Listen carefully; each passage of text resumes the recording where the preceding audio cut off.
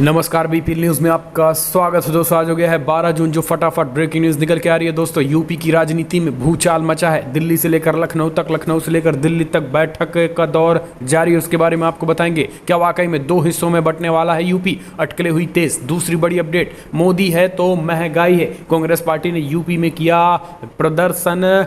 बड़ी खबर निकल के आ रही है, कांग्रेस ने नया नारा बदल दिया। तीसरी बड़ी अपडेट निकल के आ रही है, राकेश टिकैत का ऐलान। योगी के कर्मकांड की वजह से खिलाफ हो गए हैं विधायक, बन जाएगी दो पार्टियां।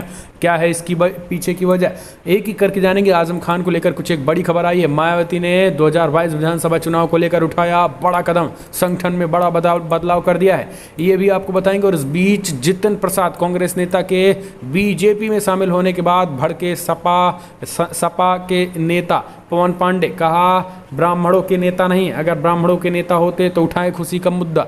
सब कुछ खबरें एक एक करके विस्तार से बताएंगे। जहां पर ब्राह्मणों के हो रही हत्याओं के बीच अखिलेश यादव ने उठाया बड़ा कदम। सपा प्रतिनिधि मंडल कल पहुंचा प्रतापगढ़, पीड़ित अरविंद दुबे के परिवार से मुलाकात की, मृतक अरविंद दुबे के परिवार से, वो भी आपको बताएंगे। ब्राह्मणों के मुद्दे उठाने का समाजवादी ने किया ऐलान। एक एक करके खबरें विस्तार से बताएंगे। लेकिन उससे पहले अगर आपने चैनल को अभी तक सब्सक्राइब नहीं किया तो प्लीज़ सब्सक्राइब के लाल बटन दबाकर चैनल को सब्सक्राइब करें। और अगर आप भी मानते हैं कि प्रधानमंत्री नरेंद्र मोदी के नेतृत्व में देश कोविड-19 से लड़ने में विफल हुई या फिर नहीं, या 2022 में कौन बनेगा मुख्यमंत्री, कमेंट के माध्यम से अपने सुझाव देना ना भूले दोस्तों। दरअसल पहली बड़ी अपडेट, मोदी योगी की मुलाकात के बाद लगी यूपी को दो हिस्सों में बांटने के अटकलें। प्रधानमंत्री नरेंद्र मोदी और यूपी के मुख्यमंत्री योगी आदित्यनाथ की आज हुई मुलाकात। वैसे तो अगले साल होने वाले चुनाव का एजेंडा सेट करने को लेकर ही था, लेकिन इस मुलाकात के बाद सियासी हलकों में एक अटकल ये भी लगाई जा रही है कि क्या यूपी को दो हिस्सों में बांटने की तैयारी है। हालांकि दावे से कहना मुश्किल है, लेकिन इन अटकलों को मुताबिक मोदी सरकार मौजूदा प्रदेश से पूर्वांचल हिस्सों को लेकर अलग करके नया राज्य बनाने की सोच रही है। लेकिन बड़ा सवाल यही है कि चुनाव से पहले ऐसा करने से बीजेपी को क्या फ़ायदा होगा और क्या योगी आदित्यनाथ इसके लिए आसानी से तैयार हो जाएंगे। लेकिन इतना तय है कि इस बार बीजेपी पहले से भी ज़्यादा ताकतवर होकर सत्ता में वापसी करने की तैयारी में है। पार्टी सूत्रों की माने तो कमोबेश 2017 वाला फार्मूला है अपनाया जाएगा, लेकिन साथ ही राम मंदिर के साथ साथ आरक्षण की रणनीति पर भी इस बार उनका फोकस रहेगा। यानी कमंडल व मंडल उनके एजेंडे में प्रमुख होंगे। यही वजह है कि सामाजिक समीकरण साधने के लिए छोटे दलों के नेताओं के साथ मुकाबलों का दौर चल रहा है। उसी कड़ी में गृहमंत्री अमित शाह ने कल अपना दल प्रमुख अनुप्रिया पटेल और निषाद दल के नेता संजय निषाद से मुलाकात की थी। हम चलते हैं अगली खबर लेते हैं। तो दोस्तों, मोदी है महंगाई है। कांग्रेस पार्टी ने कल किया जबरदस्त विरोध प्रदर्शन। देश भर में पेट्रोल और डीजल की कीमतों को लेकर यूपी में भी देखने को मिला असर।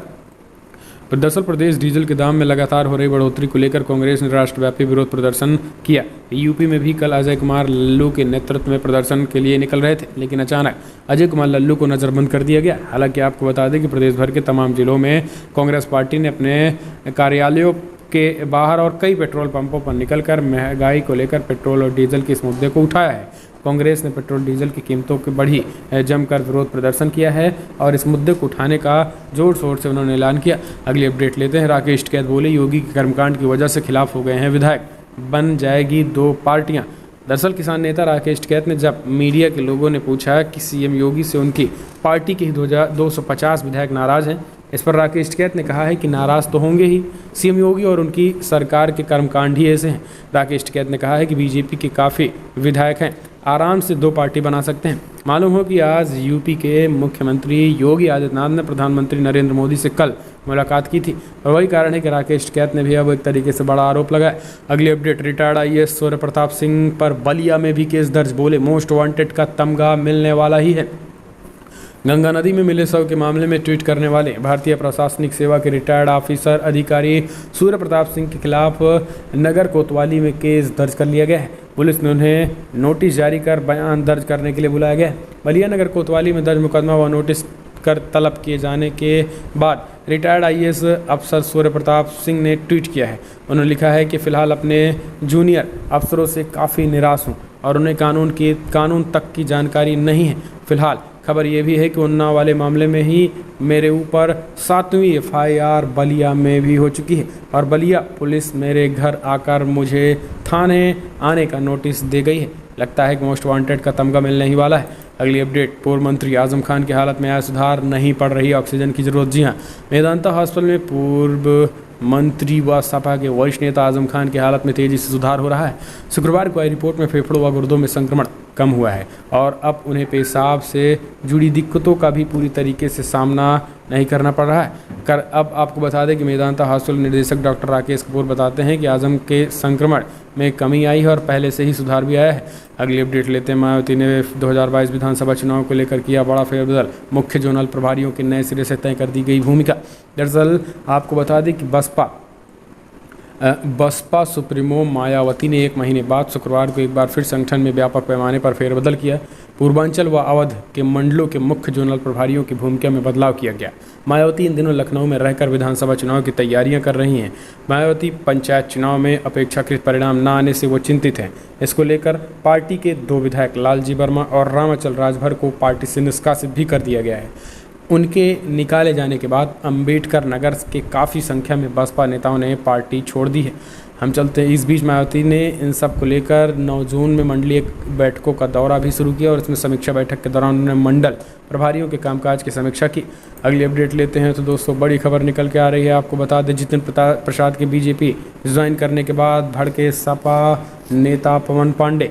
कहा, ब्राह्मणों के अगर असल में हितैषी हैं तो खुशी दुबे का मुद्दा उठाएं। अगर नहीं उठाते तो पूरी तरीके से ब्राह्मण विरोधी, नहीं देगा कोई वोट उनको। दरअसल आपको बता दें, पवन पांडे ने कहा है कि जितिन प्रसाद ने एक संगठन, ब्राह्मणों का संगठन बनाया था।